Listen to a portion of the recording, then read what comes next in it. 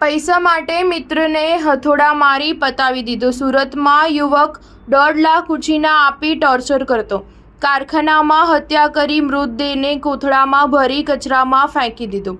સુરતમાં ગતરોજ પૂણા ગામ કોહિનૂર ટેક્સટાઇલ માર્કેટ 2 સામે આવેલા કચરાના ઢગલા પરથી કોથળામાંથી પુરુષનો મૃતદેહ એક યુવકને મળ્યો હતો। યુવકે કોથળામાં મૃતદેહ જોતા તાત્કાલિક પોલીસને જાણ કરી હતી। તેથી પોલીસ ઘટના સ્થળ પર આવીને તપાસ ચાલુ કરી હતી, જેમાં મૃતક યુવકના માથામાં અને આખા શરીરે ઈજાના નિશાન દેખાયા હતા। સમગ્ર મામલે તપાસનો ધમધમાટ ચાલુ કરતા હત્યારાઓને પોલીસે શોધી કાઢ્યા હતા। આરોપીની પૂછપરછમાં જાણવા મળ્યું હતું કે 1.55 લાખ રૂપિયા ઉછીના આપ્યા હતા।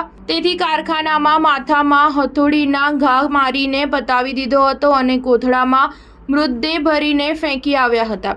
ગતરોજ બપોરે 12:30 વાગ્યાના અરસામાં કચરો વીણતા યુવકને એક મીણિયો કોથળો દેખાયો હતો, જેની ઉપર લાલ કલરનું બ્લેન્કેટ ઢાંકવામાં આવ્યું હતું। જ્યાં આ કોથળો મૂકવામાં આવ્યો હતો તેનાથી 2 ફૂટ દૂર કચરો પણ સળગી રહ્યો હતો। જો કે આ કોથળો શંકાસ્પદ લાગી રહ્યો હોય તેથી યુવકે નજીક જઈ ચેક કરતા અંદર પુરુષનો મૃતદેહ જોવા મળ્યો હતો। તેથી યુવકે ત્વરિત પોલીસને જાણ કરતા પૂણા પોલીસનો કાફલો ઘટના સ્થળે દોડી ગયો હતો। સ્ટાર ન્યૂઝ 7 હંમેશા સચ્ચાઈની સાથે।